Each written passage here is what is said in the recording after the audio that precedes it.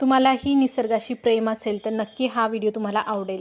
तर अर्पण केलेल्या फुलांचं मी काय करते हे थोडक्यात तुम्हाला सांगते आणि तुम्हाला खरंच जर फुलांवर किंवा झाडांवरती प्रेम असेल ना, तर तुम्ही सुद्धा असंच करत असाल. तर मी काय करत असते बघा, म्हणजे सोमवारची पूजा उचलत आहे मी इथे. दुसऱ्या दिवशी मंगळवारचा हा व्हिडिओ आहे.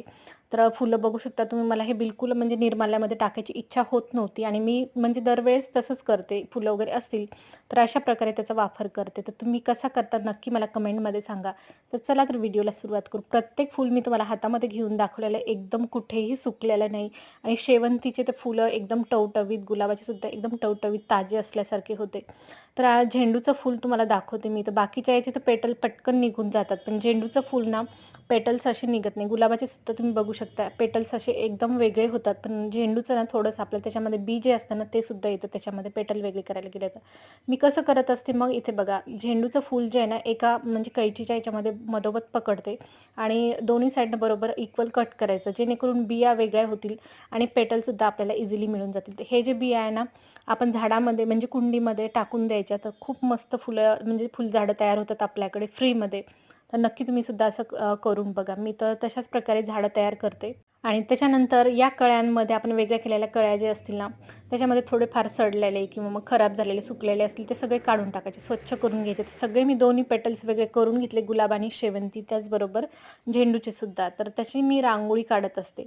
जर तुम्हाला रांगोळी काढायची नसेल, तर तुम्ही उरली पात्रामध्ये सजवायला सुद्धा हे यूज करू शकता. तर मला तर हे अशा प्रकारच्या रांगोळ्या वगैरे काढायला खूप जास्त आवडतं देवांजवळ आणि दुसऱ्या दिवशीपर्यंत मस्त प्रसन्न दिसतं, तुम्ही बघू शकता. कुठेही फूल हे सुकलेले नाहीत. त्यामुळे आपल्याला फेकून द्यायची तर इच्छा किंवा मग निर्माल्यामध्ये टाकायची इच्छा होतच नाही. एक तर मी अशा प्रकारे त्याचा उपयोग करतो आणि खूप सुंदर रांगोळी वाटतात फुलांच्या सुद्धा. पान, फूल आणि अशा प्रकारचे 2-3 कलर जर यूज केले ना आपण, खूप मस्त सुंदर दिसतात रांगोळ्या. मी एक तर देवांजवळच काढते जास्तीत जास्त. मग जर आपल्याला देवांजवळ काढायची नसेल, तर आपण मग उरली पात्रामध्ये सुद्धा सजवू शकतो.